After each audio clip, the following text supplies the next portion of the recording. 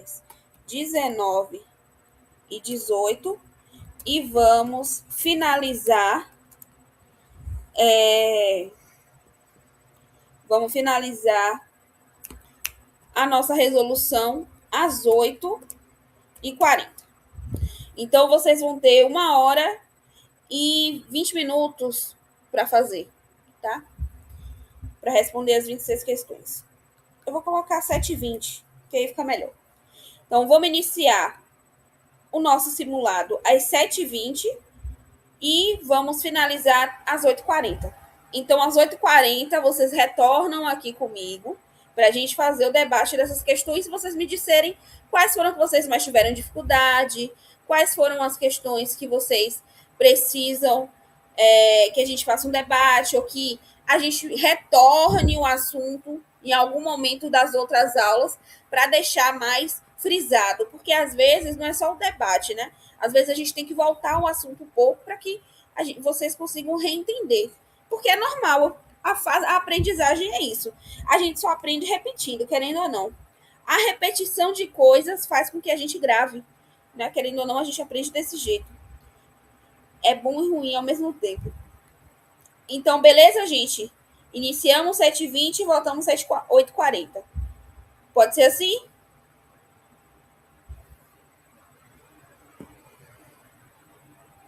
Minha gente? Pode ser assim? Pronto.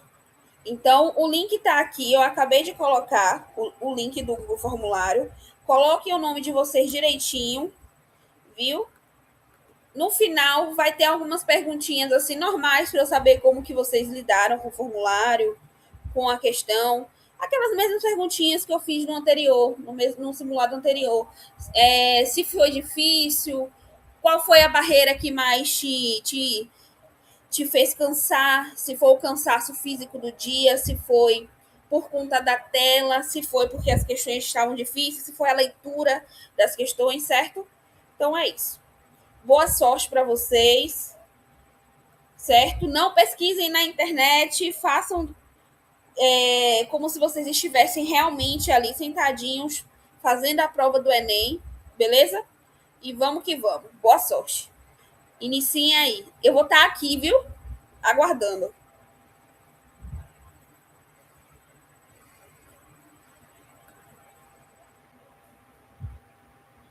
Consegui ler. E aí, meu povo? Voltamos de verdade. O que vocês acharam do terceiro simulado da gente? Consegui ver algumas coisas que algumas pessoas escreveram, né? Foram poucos que escreveram lá, né? Deram algumas sugestões. Mas e aí, agora eu quero ver de vocês. Aqui mesmo, o que vocês acharam do simulado? Achou que estava difícil essas questões?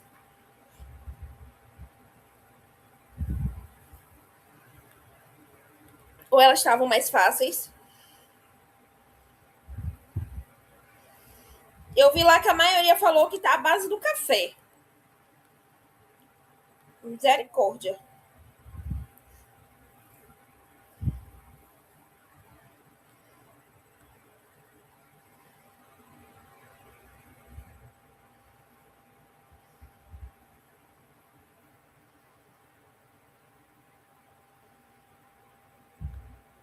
E aí, gente, tá todo mundo aqui? Tá muito bom. Você gostou, Leonardo? Fico feliz. Gostei, Pro, tava muito bom. Eu fiquei em dúvida em algumas questões, da questão das alternativas, mas eu gostei bastante da forma como a senhora abordou as questões. Eu fico feliz, eu fico muito feliz que você tenha gostado. Você, inclusive, chegou a colocar algumas questões que você quer ver, né? Sim, Pro, que foram as que eu mais fiquei com dificuldade. Eu faltei algumas aulas da senhora, principalmente a aula meu Deus, da Reforma Protestante. E essas questões eu fiquei em dúvida das alternativas. Pronto, vamos lá, então. Vamos para a 4, né? Que você falou aqui. Eu tinha anotado algumas questões que vocês me pediram, que vocês, na verdade, eu vi as que mais erraram. Uma delas foi justamente a primeira questão, que é sobre a revolta da vacina. que é essa do Enem 2019. O que vocês acharam dessa questão? Quem acertou e quem errou? Pode falar, né, Júlia?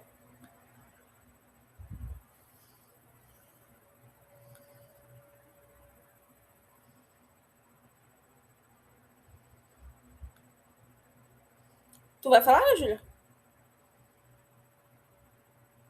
Você tinha marcado a D, trocou?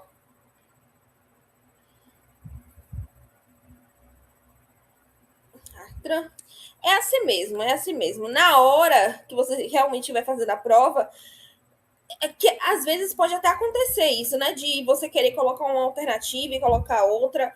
A gente faz isso em prova da escola, quem dirá do Enem. Mas é aquilo, querendo ou não, é atenção às vezes. E às vezes é o que você falou, a dúvida. Porque, de vez em quando, é isso aqui, é essa palavrinha que faz a diferença. Então vamos lá. Vamos para essa primeira e depois a gente vai avançando. Enem 2019. Aqui a gente está falando sobre a revolta da vacina, né? Ué, gente, cadê? Do nada some a tela de vocês aqui.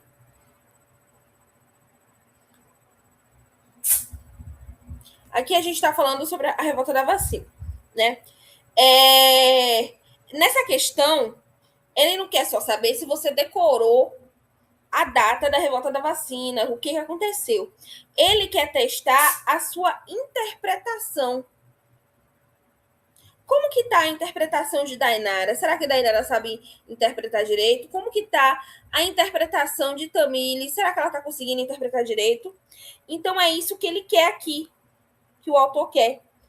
O que tá acontecendo, né? Eles querem que você tenha uma visão crítica sobre esse assunto, principalmente sobre a história. Então, primeiro a gente precisa dissecar o texto base, que é esse pequenininho que está aqui. Então, primeiro, a gente não pode pular o texto, né? Nunca. Para a gente conseguir entender a questão, a gente precisa ler, querendo ou não. E aqui o autor, ele é o José Murilo de Carvalho, que inclusive ele é um dos maiores historiadores que falam sobre a República Velha, que é justamente esse período das repúblicas oligárquicas, que é justamente esse período que pega lá de 1890 a 1900, 1910, né? E olha a primeira frase. A revolta mostrou, né? Cadê? Claramente o aspecto defensivo, desorganizado e fragmentado da ação popular. Olha essa frase, gente. Né? O que isso significa na prática? Significa que o povo ele não acordou, né? As pessoas não simplesmente acordaram e disseram: epa, hoje a gente vai fazer revolução, né? Hoje a gente vai tomar o poder e vai mudar a Constituição. Não, muito pelo contrário, eles estavam se defendendo, foi uma reação de desespero. Então vamos grifar mentalmente, né, a frase mais importante, que é o quê? Não se negava o Estado, não se reivindicava a participação nas decisões políticas. Eles defendiam-se valores e direitos de serem considerados acima da intervenção do Estado. Né? O povo ele foi para a rua virar o bonde, né? Virar o trenzinho, não porque ele estava pedindo direito ao voto ou para ser o presidente. Eles estavam dizendo que o Estado não pode mandar na minha casa, o Estado não pode mandar na minha honra e no meu corpo. Né? Eles não podem fazer isso acima de qualquer lei sanitária que seja imposta à força. E aí a gente tem o quê? O comando da pergunta. A ação popular, a ação dessa população questionava o quê, gente? O que essas pessoas estavam questionando aqui? Né? E aí a gente vai justamente para as alternativas. Será que é a letra A? Beleza, nessa época, até os dias de hoje, né? Mas nessa época, principalmente, a gente sabe que a pobreza, ela era imensa. E as coisas, elas eram extremamente caras. Mas, gente, o texto ele não está falando em nenhum momento sobre pobreza, sobre economia, sobre inflação. Então, Aqui a gente elimina de cara, né? Porque não tem nada a ver. Letra B e a letra E, né? Vamos juntar as duas porque são parecidas e aí a gente já consegue tirar as duas. Ambas estão erradas. Por que, que a letra B e a letra E está errada? Porque as duas elas falam basicamente sobre a mesma coisa. Primeiro, a B, política clientista, né, clientelista, e a letra E, que práticas eleitorais. Elas falam da mesma coisa, que é o quê? O coronelismo, lembra da aula passada? Fala sobre o voto cabresto, fala sobre a fraude das urnas. Gente, vamos lembrar da nossa aula anterior. Onde a fraude eleitoral e o clientelismo batiam mais forte? Onde é que vocês lembram? Onde que o coronelismo funcionava de maneira mais forte? Era na cidade ou era nos interiores? No sertão? Nas regiões de fazenda? Onde é que esse coronelismo reinava antigamente? Era nessas cidades grandes ou era nos interiores? Me digam aí.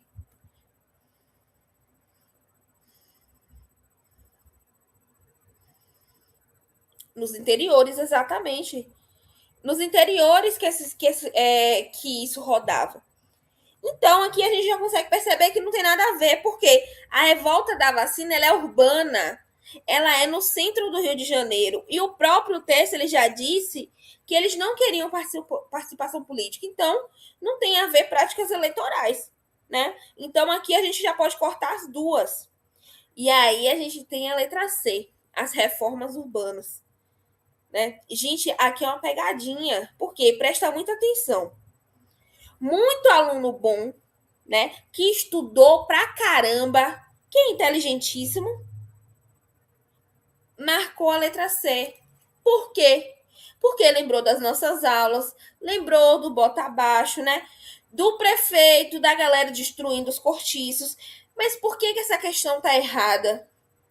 Porque a pergunta ela é sobre a mobilização analisada no texto, né? Sobre o que essa mobilização questionava.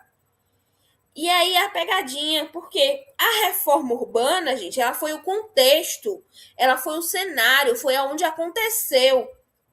Mas a vacinação obrigatória foi a invasão do lar dessa galera. O povo ele não quer quebrar a cidade só por causa dos prédios demolidos, mas porque o Estado, através dos médicos e da polícia, estavam violando seus valores mais íntimos, que era o quê? O seu corpo e a sua família. Então, a letra C ela é tentadora, mas ela é incompleta perante o texto, né? Então, por exemplo, você, nessa sociedade que é extremamente moralista, que as mulheres têm que se vestir. Isso a gente está falando de lá em 1920, né? As mulheres têm que se cobrir o corpo todo, né? Não pode deixar o busto à mostra, não pode. A roupa não pode ser muito abaixo, muito acima do joelho. Imagina essas mulheres tendo que levantar a barra do vestido e mostrar a bunda para o médico para tomar injeção.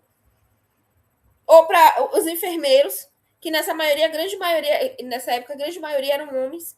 Imagine que situação. É meio óbvio que uma sociedade que não é como a nossa, né, que era mais rígida referente a essas questões, as pessoas iam se revoltar, tanto os homens quanto as mulheres. Né? Porque, querendo ou não, é o seu corpo que está sendo violado, teoricamente, né? Teoricamente não, né? Na prática. Então, por isso que o que resta para a gente é a letra D, que é o árbitro governamental. E para que ninguém erre isso nunca mais, né? O que significa a palavra árbitro? Gente, arbítrio, né, vem de arbitrário. É quando quem tem o poder de tomar uma decisão, né, toma porque simplesmente sim, porque quer. Toma na marra, na truculência, né? Toma sem perguntar para outras pessoas, sem consultar e acaba fazendo o quê? De forma bruta, usando a força bruta, a força da polícia. Então, a revolta da vacina, justamente, ela não foi o povo pobre, né? O povo preto, o povo mestiço do Rio de Janeiro, que já tinha sido empurrado para o morro dizendo belo não ao autoritarismo do governo. Eles não eram contra a ciência, gente. Eles eram contra a violência do Estado, do Estado que nunca deu uma escola, do Estado que nunca deu uma casa, do Estado que nunca deu nada para essa galera, mas que queria arrombar a porta deles para impor uma injeção. Uma injeção essa que a galera não sabia por quê. Não se foi explicado. Então, por isso, gente, o gabarito é a letra D. D de quê? Dignidade, se a gente for olhar para o lado, né?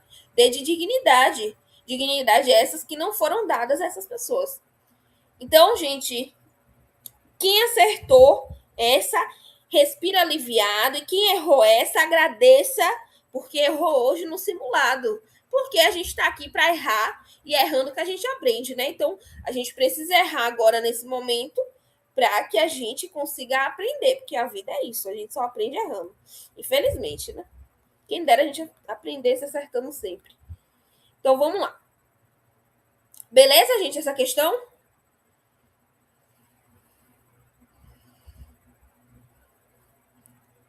E aí, tranquila essa questão?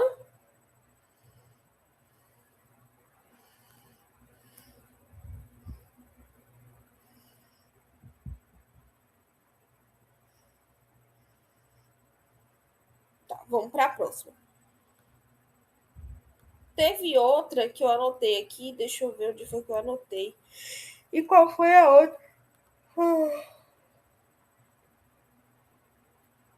Não, a revolta da vacina era porque o governo ele queria vacinar a população justamente por conta das doenças que estavam acontecendo naquela época. Porém, entretanto, todavia, eles queriam vacinar a população sem explicar a eles o que era e por que estava sendo vacinado.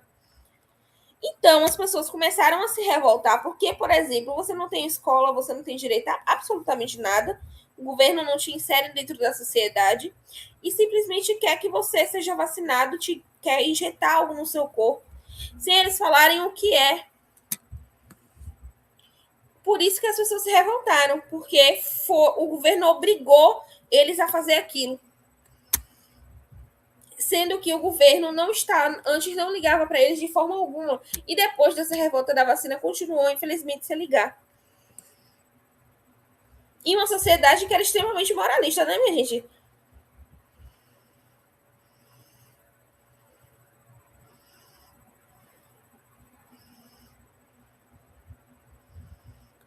Uma questão que eu vi que vocês falaram, se eu não me engano, é sobre a da imprensa, não é? Sobre a reforma protestante. Deixa eu procurar ela aqui. Acho que é nem 2020. Inclusive, eu vi que vocês anotaram sobre essa questão. Cadê ela, gente?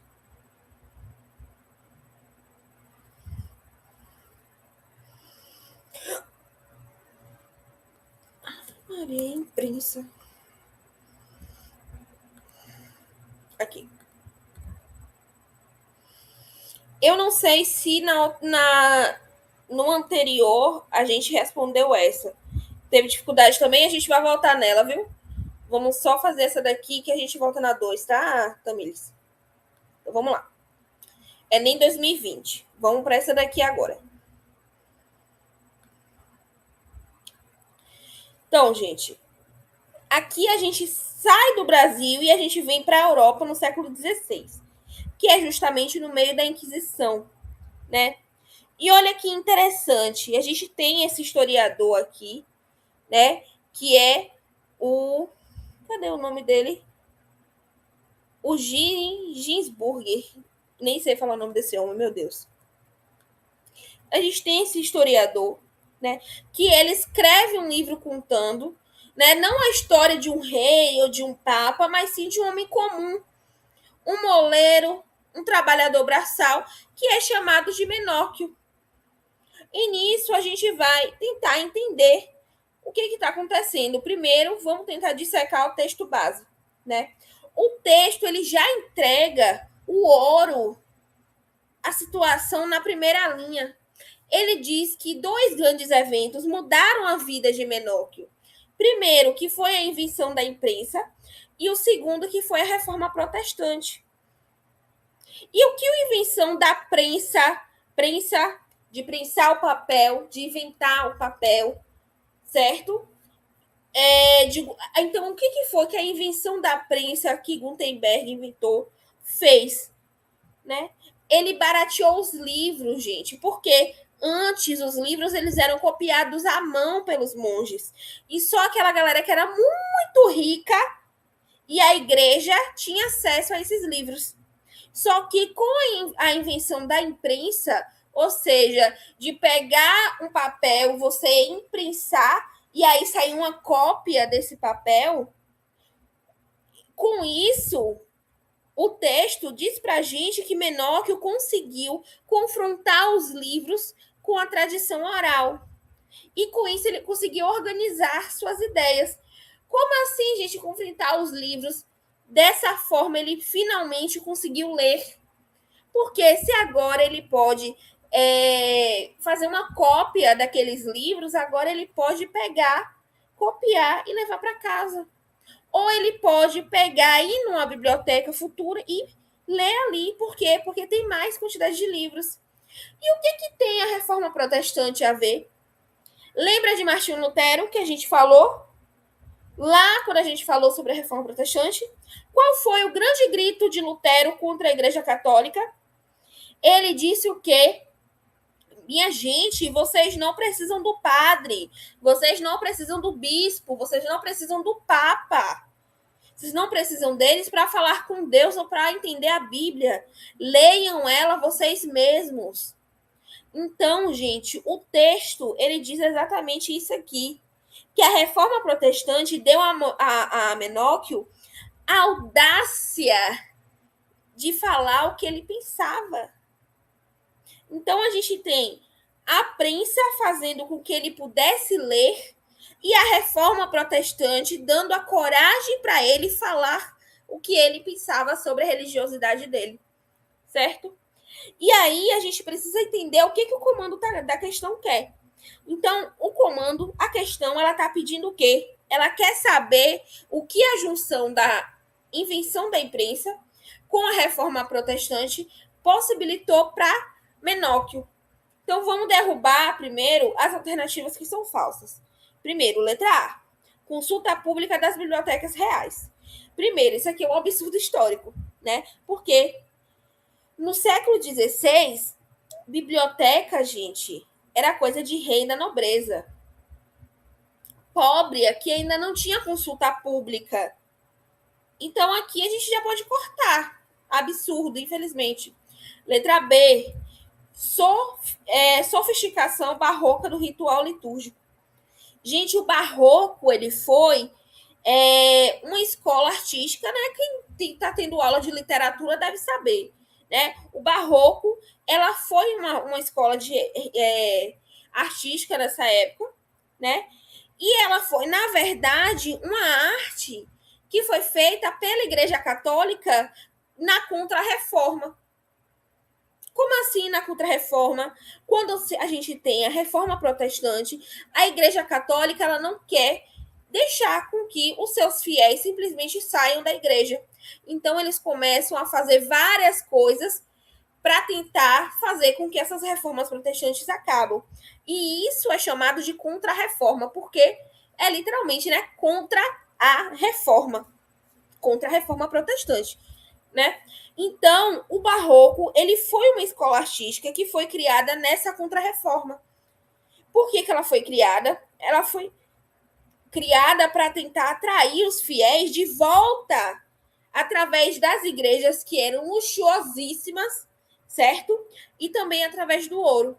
Então, por exemplo, quando a gente vai numa igreja católica que é bem antiga, né? Que é, por exemplo, do século XVI, do século XVII, XIV, XV, 14 nem tanto, mas 15, 16, 17, a gente vê que ela é muito luxuosa. As estátuas, elas são muito realísticas, né? A forma de arte, ela remete ao barroco. Então, a maior parte das igrejas católicas que são nesses séculos, elas vão ser de arte barroca, certo? Daqui a pouquinho eu mostro uma foto de uma arte barroca para vocês relembrarem, que eu sei que vocês já devem ter visto. Por que não é a letra C, né? Aceitação popular da educação secular. Gente, vamos tomar cuidado. Secular, gente, significa laico, ou seja, sem religião. No século XVI, a educação e a vida elas giravam 100% em torno da religião, fosse ela católica ou protestante. Então, nessa época, não existia educação secular popular nessa época. Tudo seria em volta da religião. E por que não seria a letra E? Correção doutrinária das heresias medievais. Aqui é uma pegadinha para quem lê correndo e vê o nome Inquisição no texto. Viu? Gente, Menóquio, ele não estava corrigindo heresias. Ele não tinha feito nada que era considerado heresia para a igreja, teoricamente. Claro, a não ser além dos textos bíblicos, né? Porque ele não estava fazendo nada que para ele fosse considerado uma heresia, para ele. Mas para a igreja católica, ele que era heresia. O herege era Menóquio. Por quê? Porque Menóquio estava pensando de uma forma diferente. Menóquio estava fazendo uma religião diferente. Por mais que fosse uma religião cristã, ainda assim era uma religião diferente. Então, a Inquisição, ela o perseguiu por pensar diferente. Por quê? Porque Menóquio era considerado um herege.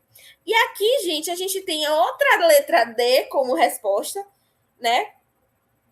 Que é o quê? Interpretação autônoma dos textos bíblicos. E por que essa é a chave de ouro, né? Por que essa questão, ela é a questão? Porque ela junta exatamente as duas informações do texto.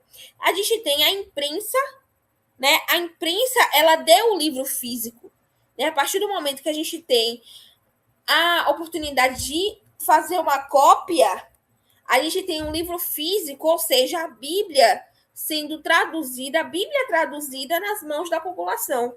Já a reforma, ela deu a autorização moral, ou seja, ela deu a coragem, ela deu a audácia para as pessoas, para que o povo comum, as pessoas, pudessem interpretar a palavra de Deus da sua própria maneira, ou seja, de forma autônoma, como aqui está, né? Sem precisar que um padre dissesse se aquilo ali era o certo ou errado. Então, percebem, gente? Deu para conseguir entender?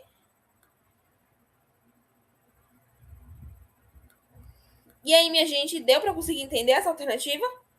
Essa foi uma das que vocês ficaram muito em dúvida mesmo?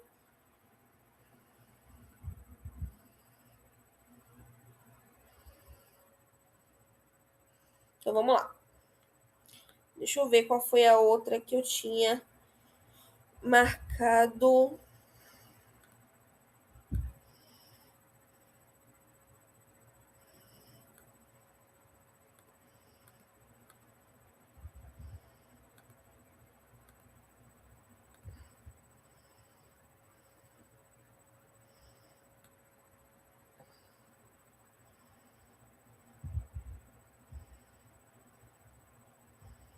Aqui.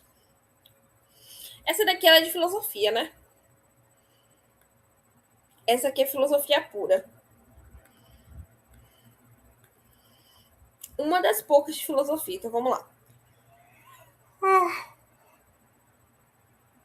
Aqui a gente sai da história, toma uma rasteira do Enem e vai direto na filosofia, né? Aqui a gente tem uma edição que é fresquinha, que é o Enem 2024. Foi ontem. Mas a gente não precisa ter pânico, porque a nossa regra de ouro funciona em qualquer matéria de humanidades, de ciências biológicas, de linguagens e até mesmo de matemática. Quem domina a leitura do texto domina a questão. Quem lê o texto, entende, interpreta, vai entender a questão. Aqui a gente tem um autor que é o David Hume. Aqui a gente tem um filósofo que é empirista do século XVIII. Mas a gente não precisa decorar a vida desse cara para acertar a questão. Basta ler com aquela mente bem analista que eu sei que vocês têm. Então vamos lá. Primeiro, o que é eloquência, meu Deus do céu? Eloquência, gente, é a arte de falar bem, é a arte de encantar com as palavras. Mas olha o que o autor está falando. A eloquência, ela deixa pouco lugar à razão ou à reflexão, né? Mas dirigindo-se inteiramente à imaginação e aos afetos. Cativa os ouvintes e subjuga-lhes o entendimento. Olha que coisa bonita, né? De se ler, que coisa linda de se ler. Muito bonito o texto, né? As palavras. Agora, gente, quando a gente traduz essa lindeza de palavra, de texto, para o nosso português, né? Claro, de bom tom, para a nossa forma de falar, o que ele está dizendo? Ele está dizendo que quando uma pessoa fala bonito demais, focando muito na emoção, nos afetos, né? Na imaginação também, ele desliga a nossa capacidade de pensar, gente. Ele desliga a nossa razão e faz acreditar em qualquer mentira. Faz a gente crer que aquilo é verdade. Então ele está criticando a arte de falar bem para manipular as pessoas. Entendem? Sabe aquele coach que fala bem demais sobre algum assunto? Desconfie. Veja se aquilo ali é verdade antes de você confiar. Por quê? Porque essa galera que fala bem demais te leva na malandragem. Sabe aquele discurso de vendedor? Ah, você tá lindo nessa roupa. Ó, a arte de falar bem, de vir na emoção, de te guiar. É psicologia, né? E sabendo que esse texto ele é uma crítica à manipulação emocional pela fala, a gente vai conseguir, a gente vai procurar a alternativa que mais combina com isso. E aquilo, gente, cuidado com palavras difíceis do Enem. Certo? Vamos tomar cuidado com essas palavras difíceis. Primeiro, né? Letra C e letra D. Ambas estão erradas. Letra C, domínio da lógica, e letra D, paradigma da racionalidade. Vamos derrubar essas duas de vez? Né? Por quê? O Enem, ele colocou as palavras lógicas e racionalidade. Gente, a gente não está lidando com razão. Né? Aqui. Então, vamos lá. Como ele colocou essas duas palavras aqui, aquele aluno que é desatento, que não está prestando atenção direito, ele vai falar, opa, essa aqui, é filosofia, pô. É filosofia. Se é filosofia, a resposta com certeza tem a ver com razão. E aí a pessoa quebra a cara, porque é errado. O texto, ele acabou de dizer que a eloquência é aquilo que deixa pouco lugar à razão, ou seja, não tem nada a ver com a lógica. Não tem nada a ver com a razão. A fala bonita, aquela pessoa que está falando muito bonito, esmaga a nossa lógica. Ou seja, a gente não consegue pensar. Então, essa daqui já está errada. Opa! Beleza.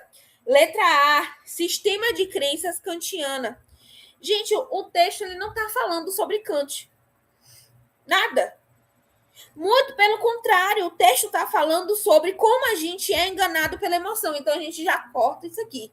Não está falando de Kant. Letra B, campo dos absolutos medievais. Gente, esse filósofo, ele é um filósofo moderno. Olha o século que ele vive, século XVI. Então, aqui a gente não está mais da Idade Média, né? E esse filósofo, ele tem horror a esse pensamento medieval de verdades absolutas. E a eloquência aqui, ela não está buscando o absoluto, aquela verdade que é aquilo e acabou. Não, ele está buscando o quê? Te enganar. Através do quê? Da palavra. Então, aqui também está errado. Então, o que restou? A letra E. A nossa gloriosa, que é o quê? O âmbito da persuasão, análogo às críticas platônicas aos sofistas. E aí, gente, entra a questão. Quem são os sofistas? Platão, ele criticava muito os sofistas. E, gente, anotem quem são os sofistas, porque cada ano cai uma questão do Enem sobre os sofistas, certo? Quem é esses sofistas? Quem são essas pessoas? Bora lá. Anota o nome deles, porque cai, viu? Lá na Grécia Antiga, certo? Eles eram os professores, com muitas aspas, que cobravam caríssimo para ensinar a arte da retórica. O que é a arte da retórica? A arte de falar bem, a arte de persuadir as pessoas, independentemente se aquilo é verdade ou mentira, certo? Então eles pagavam, eles cobravam caro para ensinar isso. Platão, ele odiava os sofistas. Porque, para Platão, os sofistas eram enganadores, marqueteiros, mentirosos, e eles eram marqueteiros da mentira. Por quê? Porque eles ensinavam as pessoas a mentir. Então, aqui, gente, a chave de ouro é que, para Rumi, no século XVIII, ele está fazendo a mesma crítica que Platão fez lá na antiguidade, certo? Então, ele está dizendo que a eloquência ela não busca a verdade. Ela está restrita ao âmbito da persuasão. Ela está restrita de convencer o outro pela emoção. E trazendo para o nosso presente, gente, abram o olho. Quantos políticos, falsos profetas ou influenciadores de internet não usam hoje a emoção, o grito e o medo, gente, e os afetos para desligar a nossa razão e manipular a nossa mente, o nosso voto. Então, a filosofia ela serve para isso, para a gente não ser feito de bobo, né? Não ser feito de bobo por quem fala bonito. Então, por isso que a alternativa correta é justamente a letra E, certo? O que vocês acharam dessa questão, gente, de filosofia? Filosofia é isso, é a gente falar bonito, a gente pensar, a gente refletir. E aí?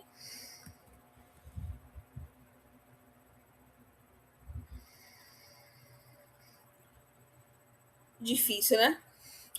As questões de filosofia, se a gente não conseguir pegar o âmbito delas, elas conseguem ser difíceis. Mas quando você sabe, você faz assim, ó, em um segundo.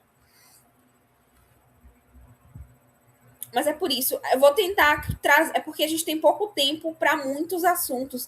Humanidades são muitos assuntos, não só humanidades, né? Todas as disciplinas são muitos assuntos, então se a gente for focar, por exemplo, em história, meu Deus do céu, olha quantos assuntos, geografia, filosofia, então tem muita coisa que a gente precisa trazer, né? Então é muito assunto para pouco tempo. É por isso que tem gente que estuda mais de um ano, né? E ainda assim não se sente preparado. E aquilo, às vezes a gente está estudando aqui com pouco tempo, vocês conseguem pegar muito mais rápido do que aquela galera que está estudando 2, 3 anos. Então vamos lá. Outra que eu anotei foi sobre a revolta da vacina de 2023. Deixa eu ver se eu acho. 2023. Opa.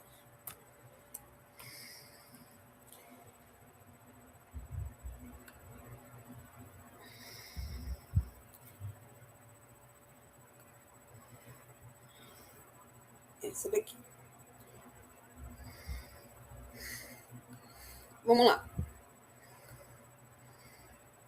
Então aqui, gente, né? Quando a gente aqui bate o olho na palavra vacina, a nossa cabeça já vai para onde? Para a revolta da vacina de 1904. Que, querendo ou não, a gente acabou de estudar. Mas olha a malícia do Enem. Vamos olhar aqui. Esse documento, ele é de 1828. Então, não está falando sobre a revolta da vacina. Porque a revolta da vacina aconteceu em 1904. Olha quanto tempo. Pegaram a malícia do Enem? Eles trazem uma coisa para ver se você se confunde com aquilo ali. Certo? Então, aqui, teoricamente, o Brasil tinha acabado de ficar independente, porque a gente fica independente lá em 1822, certo? Então, o Enem, ele pega um tema que é saúde pública, ele mistura um pouco com filosofia e com o iluminismo. Então, aqui a gente ainda está na filosofia, só que é uma filosofia misturada com história, certo? Então vamos a isso na nossa tática, beleza? O autor do texto ele está completamente revoltado. Com quem ele está revoltado? Com Portugal. Porque ele está dizendo que a Europa já usava vacina para salvar as pessoas do terrível flagelo das bexigas. O que eram essas bexigas? Eram, como eles chamavam, a varíola na época, a doença da varíola. Mas e Portugal? Portugal nunca se lembrou de mandar a vacina para o Brasil. Então, bora grifar essa parte aqui, que ele fala. Cadê? O certo é que, mais ocupado de seu ouro que de seus habitantes. Portugal, como em muitos outros casos, esperou que o Brasil, por seu próprio impulso, remediasse este mal. Ó que bagaceira, né?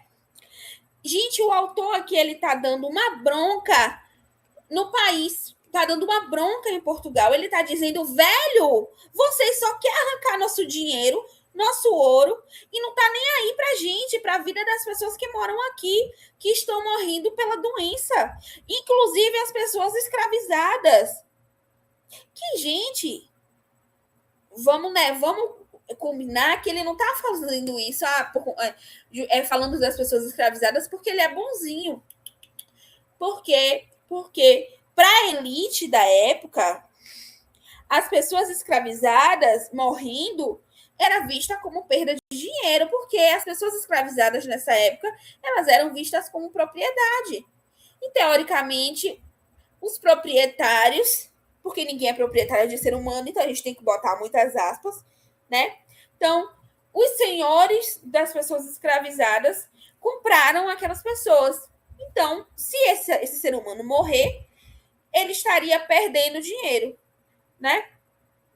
Então, a crítica aqui é central, o governo ele abandonou o próprio o povo. E aqui a gente precisa entender quais são as alternativas erradas. Primeiro, letra A. Desculpa, gente. Isso aqui tem a ver com a revolução científica, leis observáveis do mundo material. Isso aqui tem a ver, por exemplo, com Isaac Newton, lá com a física. E o texto não tem nada a ver, o texto está falando sobre saúde pública, sobre política, não sobre lei da física. Então a gente já corta isso aqui, né? Letra C está errado porque aqui a gente tem que tomar cuidado. Aqui tem que tomar cuidado, porque aqui é uma pegadinha. O iluminismo, ele realmente fala sobre a liberdade, né? Mas se a gente lê o texto de novo, o autor ele está lamentando uma perda de escravizados, né?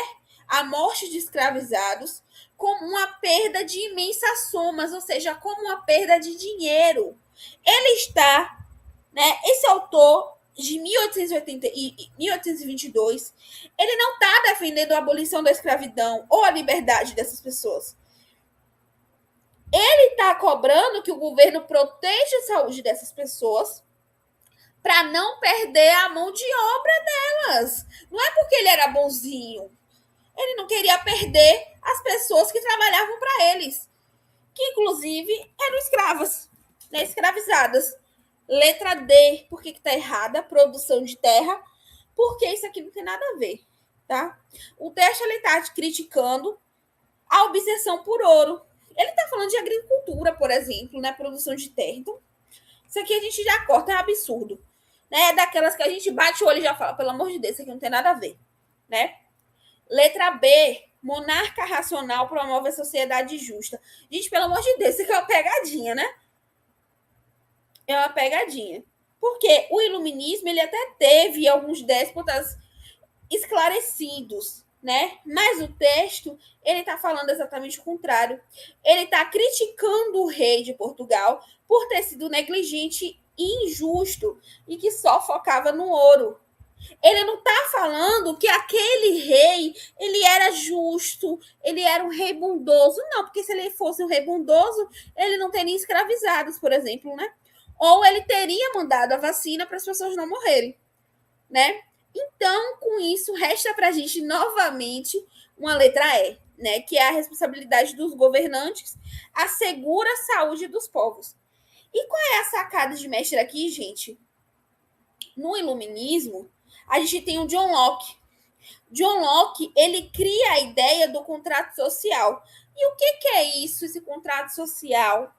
É que o Estado ele não existe porque Deus quis. O Estado existe porque a sociedade fez um contrato com ele. Nós pagamos impostos e obedecemos às leis. E em troca, o Estado ele tem a obrigação de garantir a nossa vida, de garantir a nossa saúde e de garantir a nossa segurança. Então, se Portugal só sugava o ouro e deixava a população brasileira morrer de varíola sem mandar vacina, Portugal estava quebrando a sua responsabilidade como governante. Então, veja que questão fantástica, gente. Lá no Brasil Império, né, de 1828, o Estado ele não manda a vacina e deixa o povo morrer, né? Na República Velha, lá em 1904, né, que já é uma democracia teoricamente, o Estado ele manda a polícia arrombar a porta das pessoas para dar a vacina à força nessas pessoas. Ou seja, nas duas épocas, quem é que sofre com a negligência ou com a violência do Estado? O povo sempre se lascando, infelizmente, né? Então, por isso, o nosso gabarito, ela é a letrinha E, né? E aí, minha gente, tranquila? O que acharam dessa questão?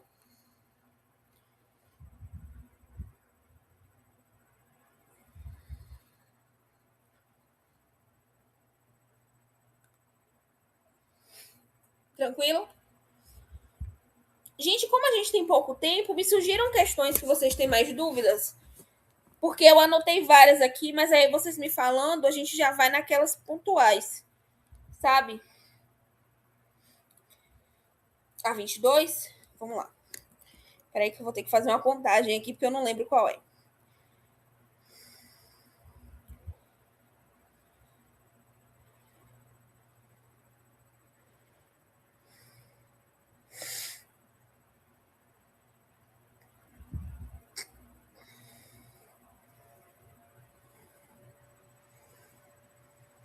Aqui.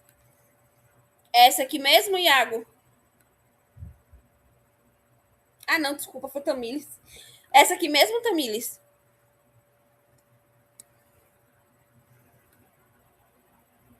Em decorrência da mulher? Me confirma se é essa, por favor. Essa aqui.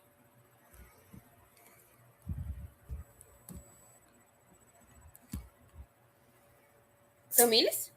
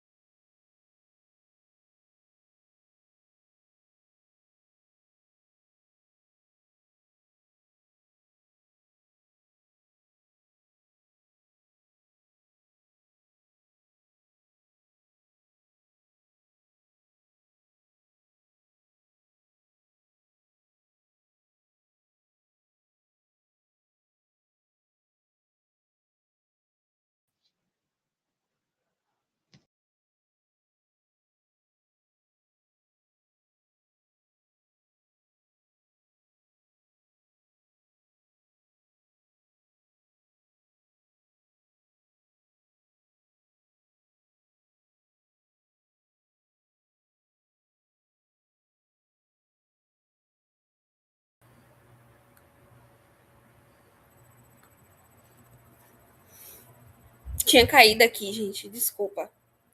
Vamos lá. A questão é sobre Enem 2024? Essa questão 22, Tamilis? Me responde, por favor.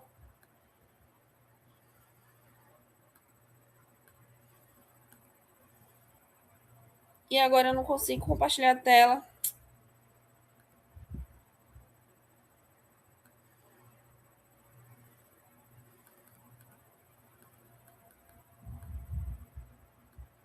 Essa questão mesmo, Pro, quando a senhora caiu, ela reagiu com legal. Ah, beleza. Ah, tá. Então foi isso mesmo. Agora eu não consigo compartilhar a tela, tá? Mas se vocês puderem dar uma olhada lá no formulário, é bom. O que essa questão tá falando, gente? Vamos lá. A gente tem aqui a questão falando sobre a luta das mulheres, né? Essa questão aqui, ela fala sobre a vida da gente, né? A vida de todas as pessoas. Aqui a gente vai falar sobre sociologia, sobre a vida das nossas mães, da nossa tia, sobre a vida das nossas tias, sobre a vida das nossas irmãs, das nossas amigas, sobre as nossas vidas, da gente que é mulher, e sobre a nossa segurança. A autora do texto, ela é uma gigante da sociologia brasileira e ela estudou a violência contra a mulher, certo? E aí nisso a gente precisa, claro, fatiar esse texto, que é um pouco pesado, se a gente olhar para um lado, para entender como o Enem ele cobrou isso. Primeiro, o texto ele fala de duas coisas muito importantes. Primeiro, a concepção, né, da justiça do Estado, que é baseada na igualdade abstratamente concebida, né? E o que é isso? Essa justiça abstrata? O que é isso? Gente, é aquela velha história de que todo mundo é igual perante a lei.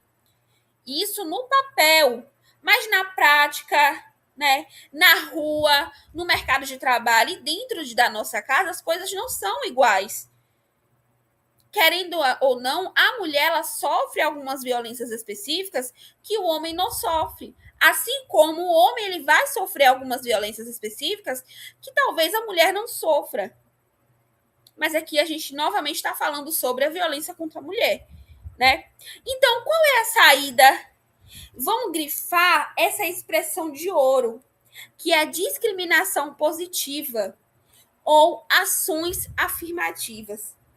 Mas, professora, mas, Vitória, discriminação não é alguma coisa que é ruim? O texto diz que parece um paradoxo, né? Mas a discriminação positiva, gente, é quando o Estado ele cria uma regra ou um espaço exclusivo para proteger um grupo que historicamente foi esmagado, ou seja, foi violentado de alguma forma. É tratar os desiguais de forma desigual para tentar alcançar a verdadeira igualdade. Sabe quando a gente fala sobre as cotas sociais e as cotas raciais, que a gente precisa pegar e fazer com que e tratar aquela pessoa, uma pessoa negra ou uma pessoa pobre, de uma forma desigual, ou seja, melhorar, tentar colocar essa pessoa em par de igualdade, concorrer contra pessoas que são iguais a ela, ou seja, um pobre concorrer com um pobre no Enem, por exemplo, para que, dessa forma, ele consiga a vaga numa universidade pública, por exemplo, porque, querendo ou não, a gente sabe que, infelizmente, o ensino privado ele tem uma qualidade melhor, entre aspas, porque não enfrenta algumas dificuldades que, infelizmente, o ensino público tem. E é injusto, de certa forma, vocês que estão estudantes de escola pública concorrer com um estudante de uma escola de elite, gente, que é filho de juiz, de presidentes, de políticos, estudam. Não é injusto você concorrer com uma pessoa dessa? É muito injusto. Então a gente precisa tratar os desiguais de forma desigual, né? E é exatamente isso que o texto está falando para a gente, certo? Para a gente tentar alcançar a igualdade, a gente precisa tratar os desiguais de forma desigual, certo? Então, vamos entrar agora no comando da questão. O comando da questão, ele pede um exemplo prático, né, atual dessa discriminação positiva para as mulheres. E aqui a gente vai varrer primeiro, tirar as alternativas falsas. Letra C, extinção do crime de feminicídio. E letra D, redução de licença maternidade. Gente, pelo amor de Deus, né? Se a gente está querendo fazer, né, trazer a discriminação positiva, como que vai ser a letra C e a letra D? Como que para tratar os desiguais de forma desigual, eu vou extinguir a lei do feminicídio e reduzir a licença maternidade? Pelo amor de Deus, né? Essas duas são um ataque direto aos direitos das mulheres. Então, isso aqui, o feminicídio, ele foi uma lei criada justamente para agravar a lei de quem mata a mulher por ser mulher. E extinguir isso seria um retrocesso. E, gente, então bora cortar isso aqui sem dó, porque não tem nada a ver. Letra A, ampliação do sufrágio universal. Gente, o sufrágio universal ele é o direito de todos votarem, independente do gênero. Então, o sufrágio ele é o voto. Então, quando a gente fala ampliação do voto universal, ou seja, o voto para todo mundo. Então, é uma medida para toda a população e não só para uma política pública específica. Então, não é só para mulher ou não só para homem, é para todos, certo? Letra B, diminuição da jornada de trabalho. Gente, essa é uma pauta que é importantíssima, né? Mas é importantíssima para os trabalhadores em geral, para todos nós. E, de novo, engloba homens, mulheres, engloba todos nós, não atende apenas a um comando específico do texto sobre política de gênero. Então é todo mundo aqui vai trabalhar ou trabalha, né? Então, por isso que a alternativa correta é justamente a letra E. E aqui a gente traz para a nossa realidade, vamos lá? Vamos pensar na DEAN, que é justamente a Delegacia Especializada de Atendimento à Mulher, né? Por que, gente, que o Estado, o país, o Brasil, precisou criar uma delegacia só para mulheres, gente? Por que será que precisou acontecer isso? Porque, por exemplo, antes, quando uma mulher apanhava do marido e ia dar queixa numa delegacia comum, que inclusive era cheia de policiais homens e que muitas vezes eram machistas, ela virava motivo de chacota. O policial ia lá e dizia: o que você fez para apanhar? Volta para casa, volte para casa, que briga de marido e mulher não se mete a colher. Então, a criação da Delegacia da Mulher é a perfeita discriminação positiva, porque o Estado ele vai reconhecer, peraí, a mulher sofre uma violência de gênero que é covarde. Então, eu preciso criar uma política pública, um espaço com profissionais que sejam treinados para atender essa mulher com dignidade. Então, por isso que a alternativa correta é a letra E, certo? Tranquilo? Deu para entender essa questão? Pronto, arrasou. Viu que é uma questão bem sociológica? É uma questão que fala sobre a gente mesmo? Então, vamos lá. Mais alguém, gente? Alguma questão? Que vocês ficaram assim, cara, eu preciso entender essa daqui, eu não estou entendendo nada. Pro, teve uma que eu fiquei com dúvida. Eu só vou contar aqui. Não, é a última. É a última, Pro. Tá, é a última. Ao longo da história, os movimentos sociais, né? Isso, pronto, essa mesmo. Nem 2023. Tá. Aqui, né? Também é de sociologia. Eu deixei a de sociologia por último, né? Bora lá. Aqui a gente está falando sobre uma coisa que também a gente faz todo dia. Que é o quê? Rede social, gente. Internet. Né? A gente mexe na internet todo dia. Inclusive, a gente está mexendo atualmente, né? Agora, nesse momento, a gente está na internet. A 2 também, né, Tamila? Espera aí que a gente vai para 2. Agora a gente está participando, né, da internet. E aqui, nessa questão, está falando sobre o poder das redes e também dos movimentos sociais. Então, aqui a gente tem esse autor, que é o Manuel, né? É o Manuel Castells. O M aqui é de Manuel. E ele, esse autor, ele é um dos maiores estudiosos sobre como a internet e a comunicação ela mudou, né? Ambas mudaram a política. E com isso, a gente vai o quê? Tentar fatiar esse texto para a gente entender. Vamos lá. O texto aqui, ele está dizendo que os movimentos sociais, eles criam novos valores e objetivos. E como será que eles fazem isso? Exercendo um contrapoder. Mas o que é isso de contrapoder? Gente, é o poder de quem não está no governo. É a força que vem de baixo para cima. Então, vamos grifar essa parte do texto? Cadê? Que é o processo de comunicação autônoma, livre do controle dos que detêm o poder institucional. Como assim? Os movimentos sociais, eles não vão obedecer ao Estado. Eles não vão seguir uma cartilha do governo. Eles vão se comunicar entre si de forma independente, autônoma, né? Então, vamos dar um exemplo. Deixa eu ver. Vamos dar o exemplo do movimento ambientalista, que, querendo ou não, a gente está no movimento ambiental, né? A gente está sofrendo várias situações horríveis com o tempo. Olha o que está acontecendo. O que está... foi um furacão que teve? Foi o que teve no Brasil recentemente? Foi uma ventania, não tem um nome. Vendaval? Foi um vendaval que teve recentemente no Brasil, né? Foi essa semana. Um furacão, um vendaval. Então, uma coisa que não se tinha tanto aqui está começando a ter. Por quê? Por conta desses efeitos climáticos.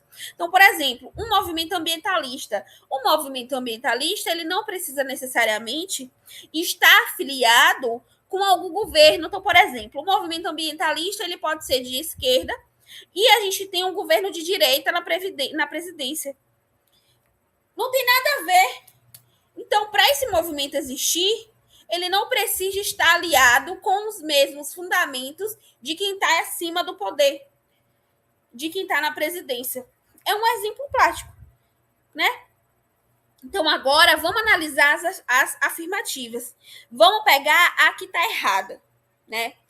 Aqui, gente, nessas alternativas, o Enem, ele jogou várias palavras difíceis só para assustar. Vocês acreditam?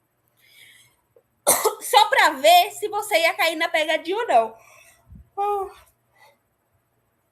Bora lá. Letra E. Incorporação de convenções estatais. Gente, o texto acabou de dizer que eles são livres de controle de quem detém o poder institucional. Ou seja, que os movimentos sociais são livres do Estado. E se eles são livres do Estado, eles não vão seguir as regras do Estado. Lembra palavrinhas difíceis aqui para botar medo, mas incorporação seria seguir de convenções de leis estatais do Estado. Letra C, negação de estratégias coletivas.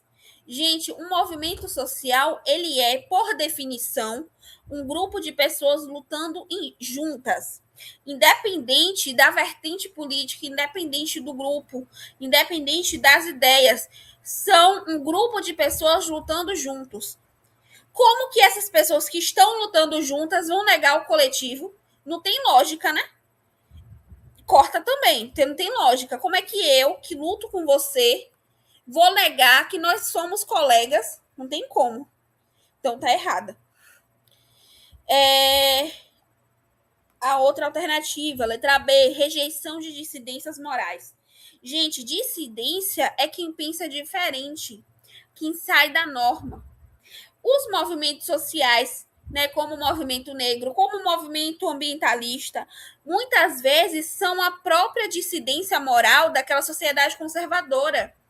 Eles não rejeitam essa dissidência, eles acolhem essa diferença. Eles acolhem quem sai da norma, certo?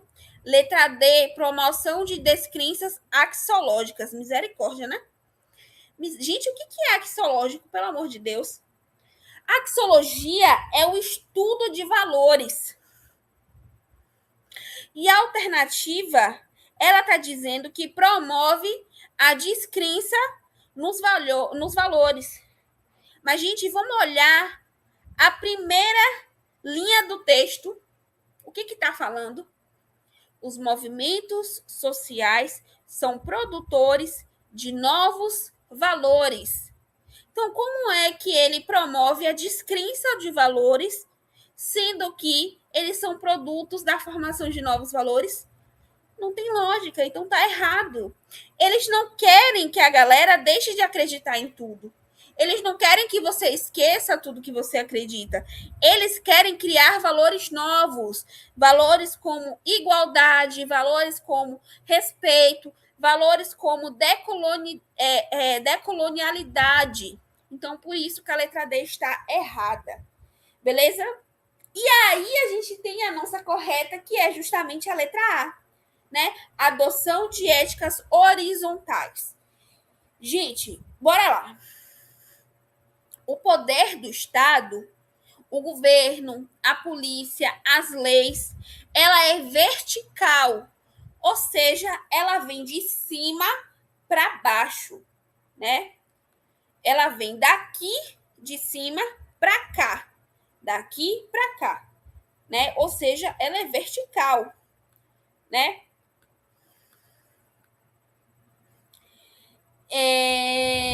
Então, ele manda e a gente obedece.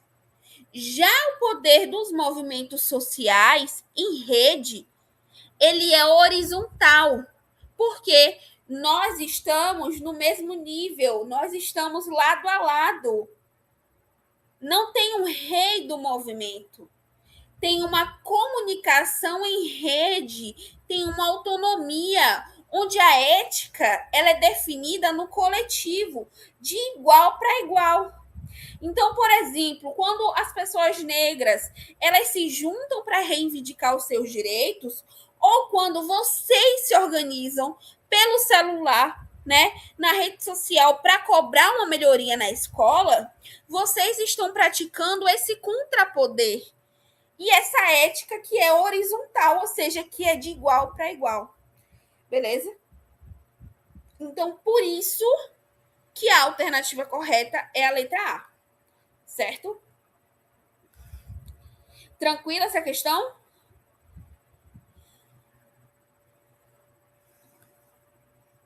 Tranquilo? Tá, então agora é a do Enem 2018 e aí a gente finaliza, né? Média. Sociologia, né, gente? Então vamos lá. A do Enem 2018, que é a questão 2, né? Isso, Tamires? Que é que você estava em dúvida.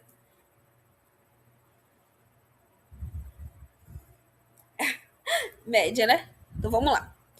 Aqui, gente, a gente também está falando sobre o quê? A revolta dos marinheiros e a saga negra. Ou seja, a gente está falando aqui da revolta da Chibata, né? Me dá só um minutinho que eu preciso beber uma água aqui que minha garganta secou. 1 minuto. Não, 30 segundinhos.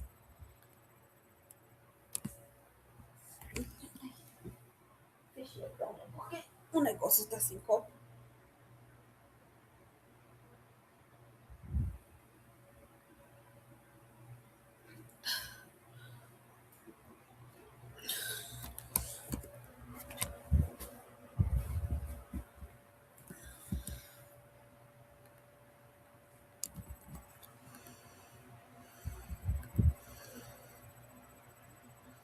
Então vamos lá. Essa revolta a gente sabe né? A gente já aprendeu, vocês já aprenderam, já relembraram, que foi liderada pelo João Cândido, que era quem? O Almirante Negro. O Enem, ele traz um texto que, querendo ou não, é um texto bonito, né? Que é um texto do maestre, na verdade, né? Esse texto, ele fala sobre a vitória histórica desses marinheiros, certo? E o texto, ele já entrega o que estava em jogo aqui, que é o quê? A Mariujada rebelde, a chibata, os castigos físicos que aconteciam. Mas, gente, pensa comigo, né? O Brasil, ele já era uma república desde 1889. A escravidão, ela já tinha acabado no papel, né? Desde 1888. E o Brasil tinha acabado de comprar os navios de guerra mais modernos do mundo na Inglaterra. Mas quem é que manobrava essas máquinas que eram do futuro, teoricamente, né? Homens negros e pobres que apanhavam de chicote nas costas se fizessem qualquer coisa errada, certo? E nisso, a gente precisa entender o que a pergunta, né? O que essa questão está querendo. E ela quer saber qual foi a tensão acumulada que fez a revolta explodir. O que fez os marinheiros se retarem e querer derrubar tudo e acabar com tudo? O que será que foi? E aí a gente vem para a primeira alternativa, letra A, que está errada, certo? Engajamento de civis após guerras externas. Gente, a revolta foi em 1910. Não havia emergência de guerra externa. A Primeira Guerra Mundial só começou lá em 1914. Então, corta, que não tem nada a ver, certo? Letra B, que também está errada. Insatisfação de militares positivistas. Gente, militares positivistas eram os oficiais do exército que ajudaram a dar o golpe da República. A revolta da chibata, gente, ela foi feita pelos praças. Quem eram esses praças? Essa galera era a base, a parte mais baixa de militares, certo? A parte mais baixa de militares da Marinha. E não por esses oficiais positivistas que eram a patente mais, uma das patentes mais altas, né? Que faziam parte das patentes mais altas. Então, olha que também está errada. Letra C. Rebaixamento de comandantes veteranos. Gente, os comandantes, que querendo ou não, faziam parte da elite branca da Marinha, né? Eles não foram rebaixados. Muito pelo contrário. Eles eram os que mandavam dar a chibatada. Então a revolta era contra eles, certo? E a letra D, a sublevação das classes populares do campo. Gente, aqui é uma pegadinha, viu? O texto fala da esquadra, fala da marujada, fala de marinheiros em navios. O que essa classe popular do campo está fazendo no meio do oceano? Viu? Nada a ver. Então, ó, tira também. Então, por isso que a alternativa correta é justamente a letra E. Certo? Que é o quê? Manutenção da mentalidade escravocrata da oficialidade após a queda do regime imperial, certo? E aqui entra o peso da nossa história. Não adiantou nada a princesa Isabel assinar um papel, né? A Lei Áurea, e o Brasil virar república se a elite, que eram os oficiais brancos, continuavam tratando o homem negro com a mesma mentalidade dos senhores de engenho. A Marinha brasileira tinha navios que eram do século XX, mas eles tinham uma mentalidade que era do século XV, século XVI, XVII. O chicote, ele era símbolo dessa escravidão que não tinha morrido. E foi preciso que João Cândido e os marinheiros virassem os canhões do navio para o Rio de Janeiro e dissessem: a gente não é mais escravo de vocês. Então, por isso que a letra E é o gabarito, certo? É a alternativa correta, certo? Beleza? Então, a gente pode encerrar por aqui, minha gente. Já vai dar 10 horas, hein? Rapaz, a gente hoje... Pode falar, Tamires. Você levantou a mão. Rapaz, a gente hoje estávamos inspirados, viu? Podemos, Dainara. Tá cansada também, né, minha filha? Tamires, você vai falar?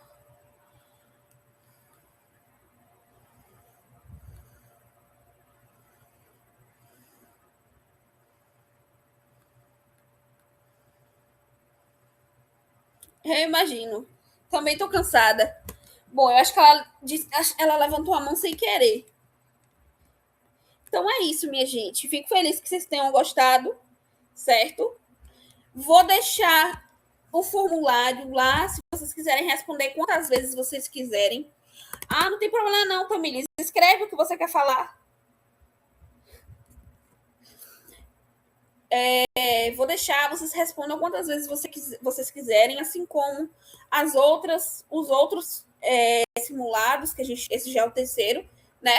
E aí, no próximo mês, mês que vem é o quê, gente? Setembro, né? Começo de setembro, a gente faz novamente com os novos assuntos. Então, deixa eu ver. A gente vai ter 1, 2, 3, 4. Então, no dia 7 de setembro... Não, 7 de setembro não, é feriado.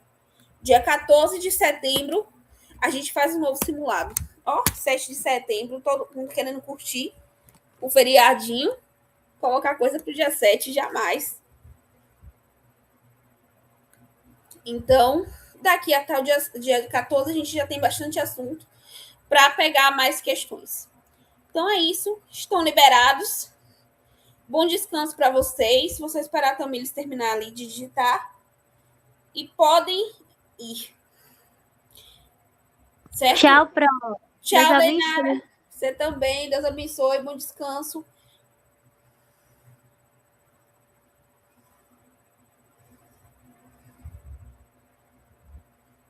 Exatamente, Tamires. Não era para tirar a escravidão, até porque não se tinha mais escravidão, teoricamente. Era para acabar com os maus tratos que essa população estava sofrendo com as chibatas, né, com as chicotadas. Porque, querendo ou não, a revolta dos marinheiros foi justamente por isso, para tentar diminuir isso. Tentar acabar, na verdade.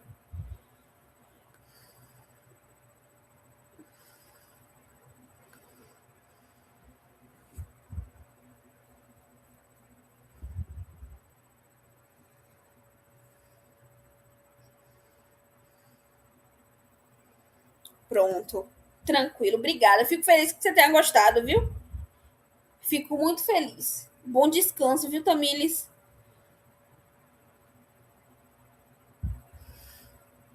Bom descanso, Tamires. Bom descanso, Iago. Descansem e até semana que vem. Tchau.